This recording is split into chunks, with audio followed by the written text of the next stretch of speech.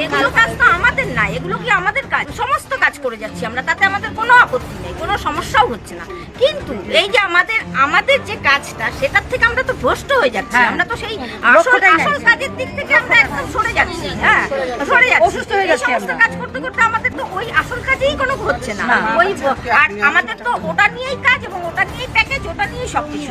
যে কর্মীরা এতদিন মানুষের বাড়ি বাড়ি গিয়ে স্বাস্থ্য পরিষেবার কাজ করেছেন, আজ তারাই রাস্তায় নেমে বলছেন আমাদের নিজের কাজটাই ঠিকমতো করতে দেওয়া হচ্ছে না।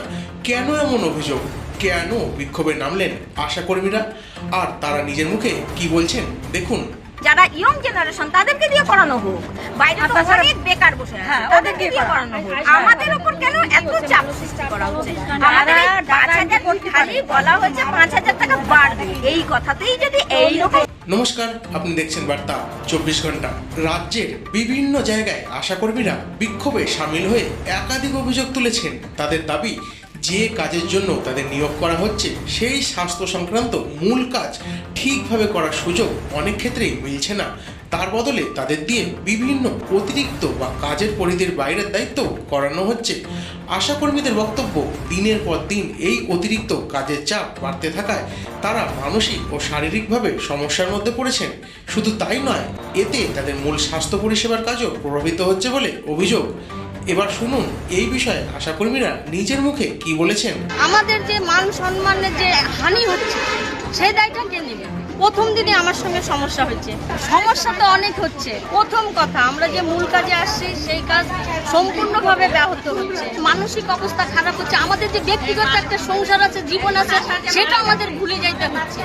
আমরা যে আশা, তার মধ্যে যে কাজ স্বাস্থ্য ভবনের দেওয়া আছে, নির্ধারিত করা আছে, সেই মূল কাজ, নির্ধারিত কাজের বাইরে আমরা কোনো কাজ করব না। আশাকর্মীদের আরো বক্তব্য, রাজ্যে বহু শিক্ষিত বেকার যুবক যুবতী রয়েছেন। তাদের দাবি যে অতিরিক্ত প্রশাসনিক বা অন্যান্য কাজ করানো হচ্ছে, সেই কাজের জন্য আলাদা কর্মী নিয়োগ করা হোক।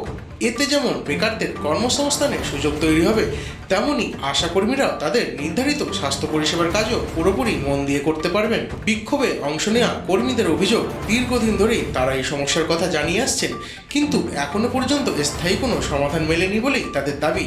তবে এই অভিযোগের বিষয়ে সংশ্লিষ্ট প্রশাসনের আনুষ্ঠানিক প্রতিক্রিয়া এখনো সামনে আসেনি। এখন দেখার বিষয়, আশাকর্মীদের এই দাবি ও অভিযোগের পর প্রশাসনের পক্ষ থেকে কোনো পদক্ষেপ করা হয় কিনা, অথবা তাদের সঙ্গে আলোচনার মাধ্যমে কোনো সমাধানের পথ বেরিয়ে আসে কিনা। এই বিষয়টি নিয়ে আপনার মতামত কি?